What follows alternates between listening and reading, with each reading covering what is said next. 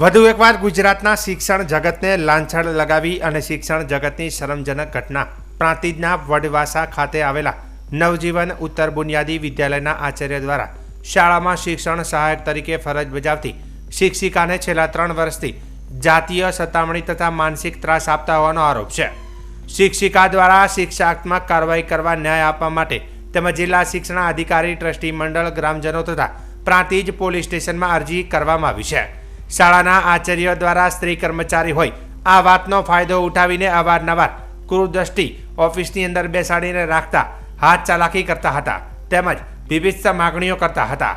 વધુમાં શિક્ષિકાએ ના પાડવા છતાં અવારનવાર વોટ્સએપ પર મેસેજ મોકલી જોવા માટે કહી જાતીય સતામણી તથા શારીરિક માનસિક ત્રાસ આપતા શિક્ષિકા દ્વારા આ અંગેની જાણ ગ્રામ લોકોને તથા જિલ્લા શિક્ષણ અધિકારી ટ્રસ્ટી મંડળ તથા પ્રાંતિજ પોલીસ સ્ટેશનમાં શિક્ષક વિરુદ્ધ લેખિતમાં રજૂઆત કરી હતી। આ ઘટનાની જાણ થતાં જ ગ્રામજનો શાળાએ દોડી આવ્યા હતા અને ટ્રસ્ટીઓને આચાર્યની બદલી કરવા રજૂઆત કરી હતી। આ આચાર્ય આજે નાની વયની શિક્ષિકા જોડે આવી માગણીઓ કરે છે। તે કાલે સ્કૂલમાં અભ્યાસ કરતી બાળકીઓ સાથે માગણી કરી શકે છે, જેના કારણે આચાર્યની બદલી નહીં કરવામાં આવે તો શાળાને તાળાબંધી કરવાની ચીમકી ઉચ્ચારી હતી। જિલ્લા શિક્ષણ અધિકારીએ તમામ નિવેદન લઈને યોગ્ય કાર્યવાહી કરવાનું પણ હાલ તો જણાવ્યું છે। ત્યારે સમગ્ર મામલે શિક્ષણ વિભાગ કેવા પગલાં લેશે જે હવે જોવું રહ્યું। સર શું ઘટના બનેલી? અમારી શાળાના શિક્ષિકા બેનની જે ફરિયાદ અરજી આવેલી એના સંદર્ભે આજે બંને પક્ષોની દલીલો સાંભળી છે અને હવે મંડળ જે નિર્ણય લેશે એ બંનેના બાબતોને ધ્યાનમાં રાખીને લઈ જ લેશે। શું નામ સાહેબ આપનું? વિનોદભાઈ પટેલ।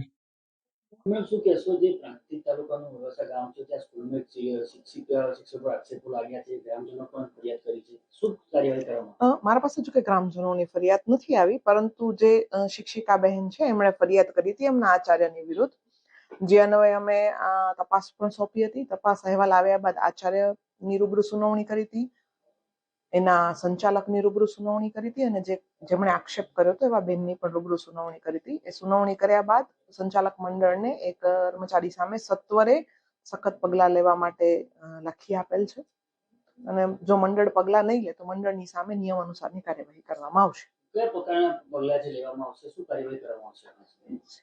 આમાં કેવું છે, શિક્ષાત્મક કાર્યવાહી તપાસ કરી અને મંડળે કરવા થાય છે। અમે એમને તપાસ અહેવાલ આપ્યો છે, એ કયા પગલાં લેશે એ તમને મંડળ કહી શકશે।